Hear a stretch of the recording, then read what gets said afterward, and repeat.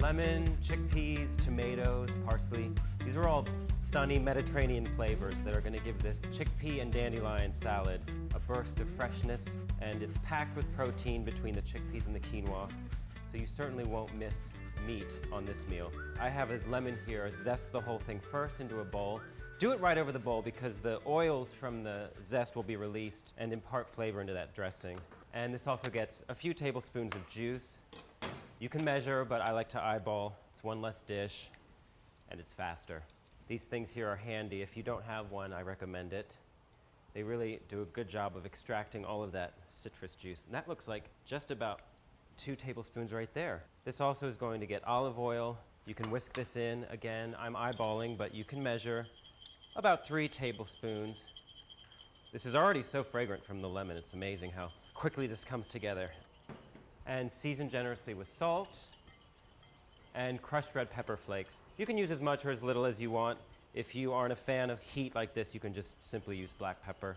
And rinse and drain a can of chickpeas, or if you're up for it, soak and cook your own.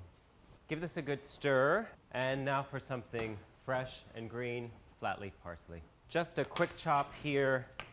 Don't finely chop your herbs, especially something like parsley. It really just destroys the flavor. So I just do a quick coarse chop like that. And about a tablespoon. I'm already ready to eat this. Another stir, and this should marinate at room temperature for about 30 minutes. You could also do this a day or two ahead. Just keep it in the fridge and pull it out to bring it to room temperature before you compose your salad. Okay, now for the meat and potatoes. I have a half a cup of cooked quinoa here. If you're not familiar with it, it has more protein than any other grain on earth. Also a half a cup of toasted almonds. I like them deeply toasted like this. Really brings out their nutty, rich flavor.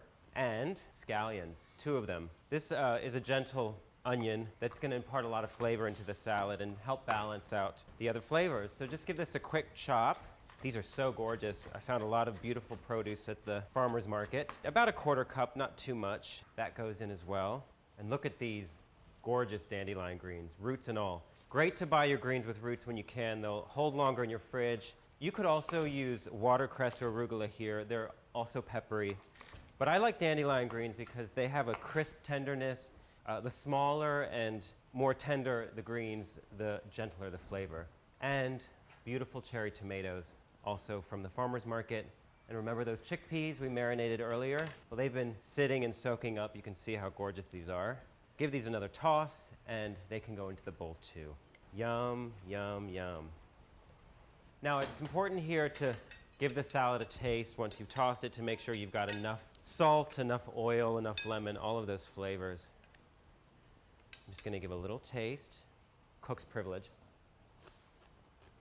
More salt, and a little more olive oil.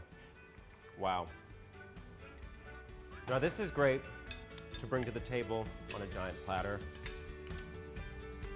Put this right in here. Wow. With just a few fresh, simple ingredients, you have a satisfying and nourishing meal.